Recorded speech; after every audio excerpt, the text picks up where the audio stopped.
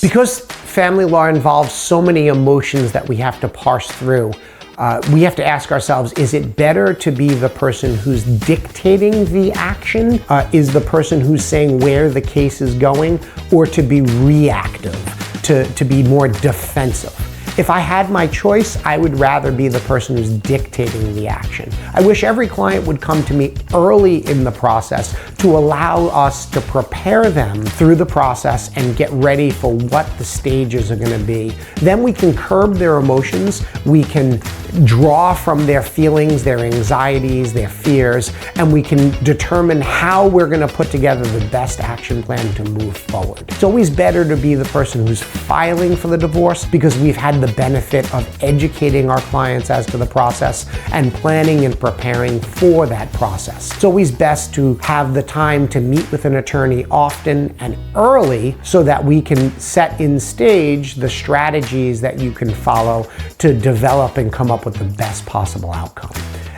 Versus sometimes you have no choice in the matter and you're served with a divorce and you're kind of hit with it unexpectedly and you're trying to play catch up. We can also help those clients who are playing catch up by telling them the process, putting them in the right frame of mind to make the best possible decision, and educating them as to what they need to do to catch up and come out of this process ahead. All of our clients and potential clients go through a similar process. They reach out to the firm and they're met with one of our intake specialists. The intake specialist's job is to extract basic information, to learn the facts of their case, and to try to figure out what's going on here and can we help that client. After the intake process with our specialist, they will meet with an attorney, and that attorney's job is to learn more about the facts of their case and what they're trying to accomplish, and to help the client to plot out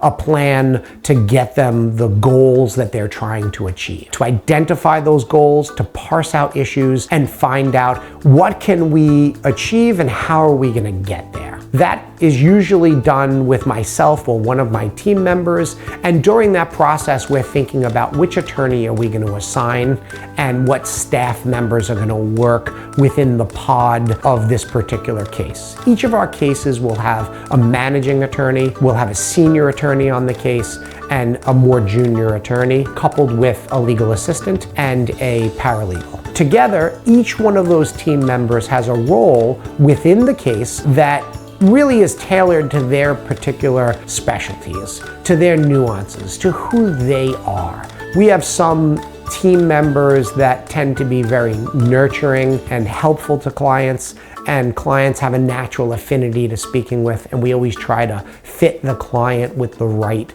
personality of team members. Each of our team members has gone through different personality tests and traits that we can really learn how they work and their personality profile, and we try to use that team member's personality profile to pair them up with the right team member to client.